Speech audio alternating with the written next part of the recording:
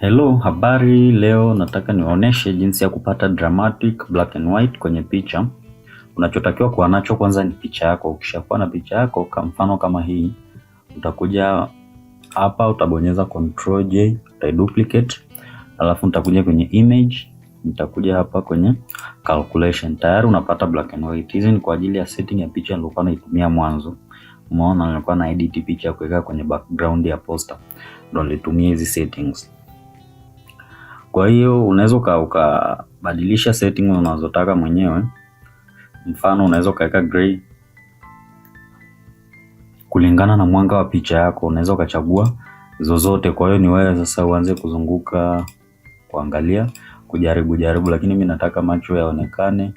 Maana kwa hiyo nitachagua hiyo, na hapa nikiweka gray itakuwa nyeusi zaidi, na hapa niweke blue itakuwa na mwanga red.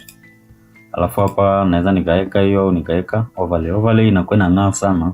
Inaona kwamba hii ni kwa ajili ya picha ambazo zimepigwa zinakuwa ni kwenye giza, lakini kwa vile picha yangu ilikuwa ina mwanga, nataka iwe nyeusi zaidi. Umeona?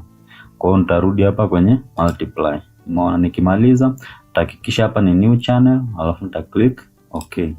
Nikiclick okay, haija apply hapa kwenye layers, ipo kwenye channels. Kwa hiyo utabonyeza hapa kwenye channels, utaona imeselect alpha. Unachotakiwa kukifanya ni kubonyeza Ctrl A kuselect kila kitu, afu utabonyeza Ctrl C kucopy, au utakuja hapa kwenye edit, afu utabonyeza copy. Ukishamaliza utakuja hapa, uta create new layer kwa kubonyeza hapa. Ukisha create new layer utabonyeza Ctrl V, au utakuja tena hapa kwenye image, utabonyeza paste, ipaste hivi. Kwa hiyo mpaka hapo unaweza ukaendelea kuongeza effects zingine. Labda nataka kuwa kuna mwanga hizi sehemu zenye mwanga zaidi, kwa hiyo nitabonyeza hapa, nitakuja kwenye levels au curves. Curves itanipa wakati mzuri wa kuedit mwanga. Kwa hiyo nitabonyeza curves, nataka iwe na some light, umeona, lakini nataka iwe na giza, umeona, kama hapo.